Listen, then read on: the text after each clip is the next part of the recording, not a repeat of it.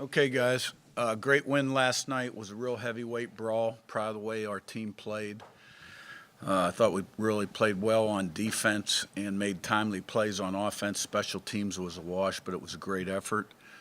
I think when you look at the game, third and fourth down, we were 7 of 13. They were 4 of 12.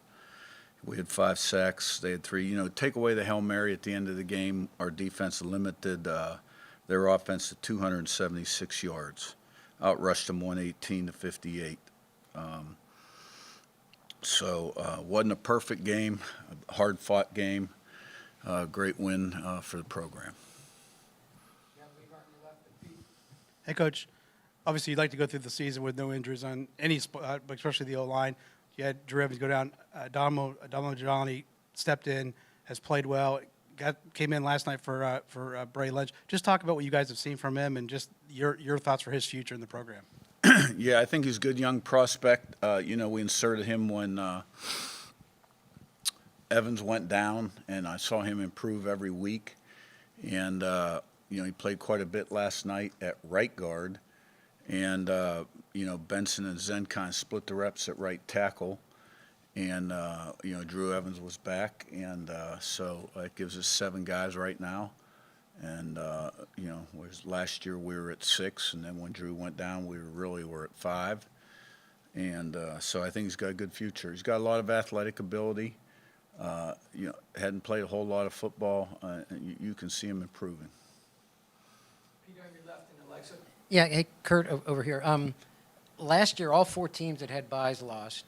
The 30-day break, and obviously a team will be the team you play will have played in advance. How do you prepare for that to get your team ready up to game speed? Just how do you prepare for that so that that trend doesn't continue? Yeah, it's a 3.5-week break.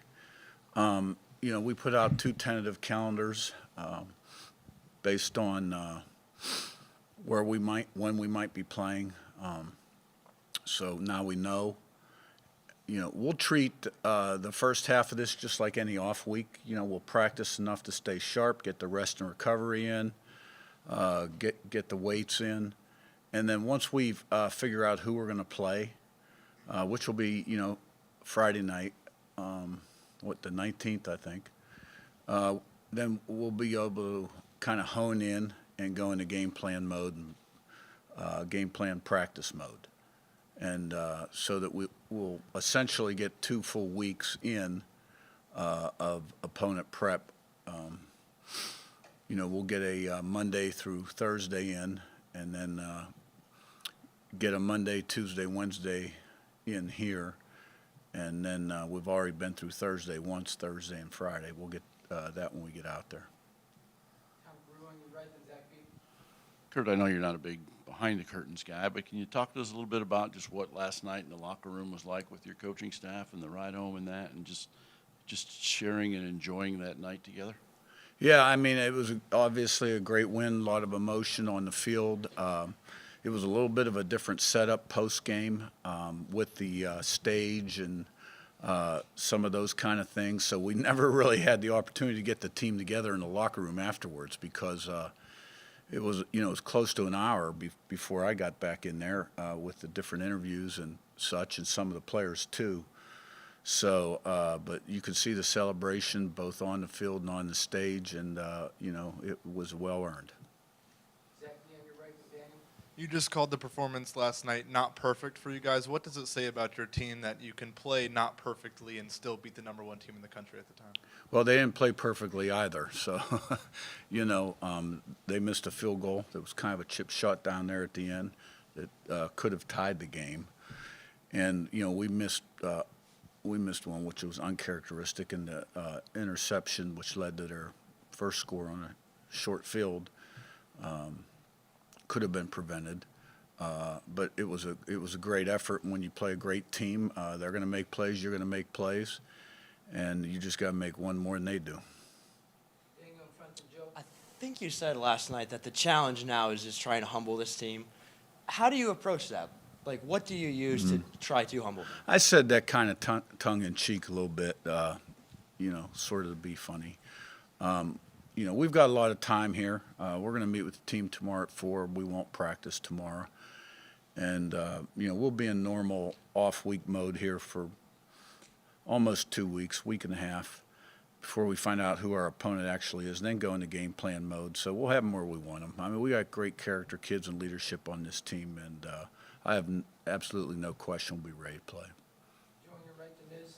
Do you have any update on Omar's health? And then with Bryant Haynes, what is it about that connection with him and the defenders that just makes him so dominant, Yeah. regardless of the opponent? Omar will know a little bit more as we go. We don't expect it to be anything. We don't think there was anything that happened in the game that will be affect our next game. In terms of Coach Haynes and the defense, we attack. We move a lot up front. TFLs, sacks, stop the run is the emphasis. And there's a lot of line movement, and we were very disruptive. And in fact, I just started the game before I came down. I've gotten through about 15 plays, but we hit the quarterback 3 of the first 10 plays and picked one off early. Great play by Lou Moore. And then obviously twice they got down there in the low red and came away with maybe 3 points, I think it was.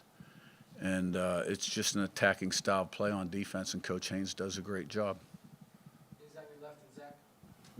You've seen kind of the coaching chaos across the landscape, and you've been asked a lot. Pam at Witten and Scott Dawson have been asked about a lot about what they saw in you to entrust the program. But I want to flip that question. What did you see in the administration that you trusted that they would follow through? Kind of the promises they made and things you said, because the first thing you did at the podium last night was thank them before you got to Right. the fans. But how did you know, and what was your kind of like standard to be like, I could trust this, I believe they're going to follow through on the promises? Yeah, it was just a belief I had in my conversations. My initial conversation with Scott, the vibe I was getting, and then talking to Pam. I talked to Scott obviously 3 or 4 times. It's a quick process.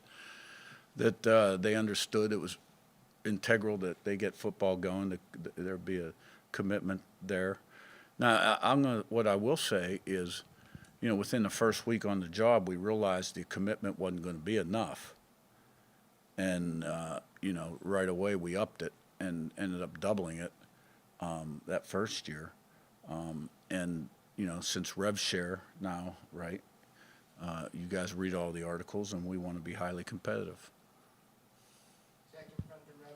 I want to circle back to, I guess, you've talked a lot about how sort of pressure, that attacking style defensively is something you want out of your defenses philosophically, but how much does it sort of almost like complement the way that you want to play offensively, in the sense of just constantly putting an opposing offense under pressure, constantly setting them back behind the chains, and then using that, whether it's controlling field position, whether it's controlling games on the scoreboard, using that to just sort of fuel what you want to do offensively? I think you hit it right on the head. And, really, I guess if you looked at our defense relative to our offense in terms of, like, our defense is probably more aggressive than our offense, because we're very balanced on offense between the run and the pass and don't put too much pressure on the quarterback. And you don't see us spreading the field with 5 wides, things of that nature, running, things that people don't see all the time. We're a little bit more conventional, although we are, going to exploit weaknesses in the run game, pass game as well. And I think that's one of the things, like you look at us last night, the timely plays on third down and the down the field shots we were able to convert on based on some things that they'd been doing on tape and really hadn't been challenged. But, Coach Haynes and we got a lot of heady guys on defense too. You look at that whole linebacking core, and a lot of those guys up front are smart guys. And then you got some really good coverage guys with ball skills on the back end, which allows us to do a lot. Now, there have been some busts in the back end during the season, and I noticed one in the first 15 or 20 plays. Things that we still have to clean up and get better at. Gravity on your left and Josh. Yeah, Coach. More on a story on just sort of the impact that your success has had on the town, the fan base, the university, et cetera.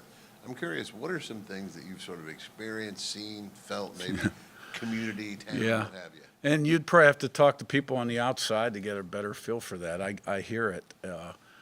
I just know that winning lifts all boats, and in terms of fan support in the stadium, donations in all parts of the university, downtown. In terms, when you pack the stadium and bring a lot of people to Bloomington, it helps our sales. a lot of pride in Hoosier Nation, the largest alumni base, in America, over 800,000 people. And, I'd say right now the arrow's pointing up, and we've probably got a lot of momentum going in those kind of areas. Josh, on your right, then Ken. Coach Elijah, 10 tackles last night, then that pass breakup on third down. How have you seen him grow as the season has gone on from building off of last season? Yeah, good young player that played really well last night on a huge stage, and it just tells you a lot about him. And 2 years remaining, so key guy to keep around. Ken up top, then we'll wrap this up.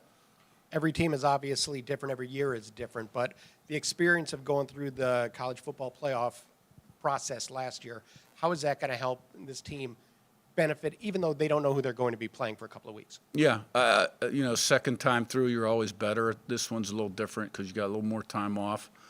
But like every other experience from our first year, the returners all learn from those. Some of the newcomers have been in this situation before, Zen and Coogan. So, yeah, it's only going to help us. And this is a different team that's overcome some hurdles that the last year's team didn't, So, we're Big Ten champs. Beat the number 1 ranked team in the country, beat the number 2 ranked team in the country at the time on the road. Proud of what we've accomplished. Seth, on your left, last one. Yeah, Curt, what's made the pairing work so well between Fernando's playing style as a quarterback, and Mike Shanahan's style as an offensive play caller? I guess, how do they complement each other in those roles? I think the thing Fernando has is he has the ability to extend plays, and he's really throwing the long ball real well right now. So, when you have a guy that can get out trouble and extend the play, he makes the offensive coordinator look real good. The offensive thing, Mike Shanahan, I thought he did a great job last night dialing them up. And it's kind of a group effort. That's one of Mike's strengths, is he draws on everybody. And, of course, I'm still in there, doing my thing.